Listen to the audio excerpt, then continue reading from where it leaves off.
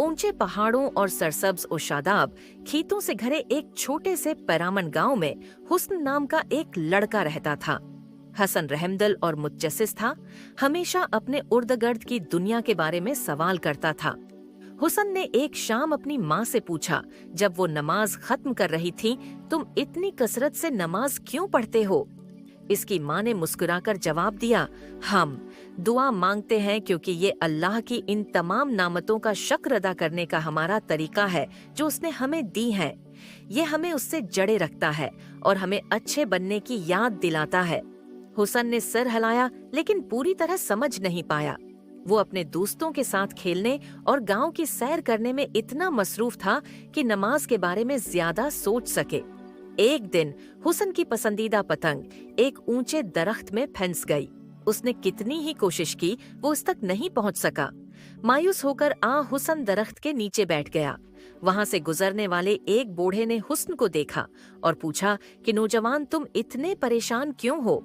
हुसन ने दरख्त की तरफ इशारा किया और कहा, मेरी पतंग वहीं फंस गई है और मैं उसे नीचे नहीं उतार सकता। बूढ़ा नरमी से मुस्कुराया और बोला, क्या तुमने अल्लाह से मदद मांगने की कोशिश की है? हुसन ने हैरानी से देखा। अल्लाह मेरी मदद कैसे कर सकता है? वो यहाँ नहीं है। बूढ़ा आहिस्ता से हंसा। अल्लाह हमेशा हमारे साथ है हुसन। वो हमारी दुआएं सुनता है और हमारी मदद करता है इन तरीकों से जिसकी हम तवक्का नहीं कर सकते। तुम दुआ करने की कोशिश क्यों नहीं करते? अगरचा हम तवक्का नहीं कर सकते कि अल्लाह हमेशा हमारे साथ है। उसे यकीन नहीं आ रहा था। हुसन ने आंखें बंद की और सरगोशी की। प्यारे अल्लाह, मेरी पतंग वापस लाने में मेरी मदद करें।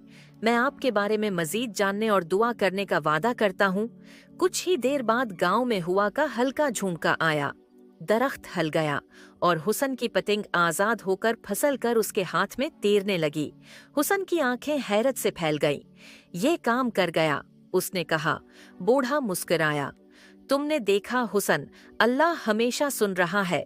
दुआ सिर्फ चीजें मांगने का नाम नहीं है, ये उसके साथ रिश्ता उस्तवार करने के बारे में है। इस शाम हुसन ने अपने वालिदैन को बताया कि क्या हुआ था। इसके वालिद ने कहा, हसन, नमाज बीज लगाने की तरह है। जब आप बाकायदगी से नमाज पढ़ते हैं तो आप अल्लाह के करीब होते हैं और आपका ईमान मजबूत होता है। तुम कल नमाज के लिए हमारे साथ क्यों नहीं आते? हुसन ने बेताबी से सर हिलाया। अगली सुबह वो जल्दी उठा और अपने वालिद के साथ मस्जिद हो गई। मैं आ गया। उसने सल्लवा की हरकत की पैरवी की और कुरान की पुरामन तलावत सुनी।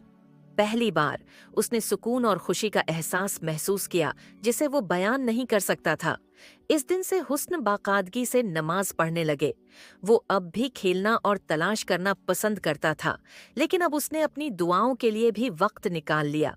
दुआ के जरिए हुस्न ने सब्र, शुक्रगुजारी और अल्लाह से जड़े रहने की अहमियत सीखी।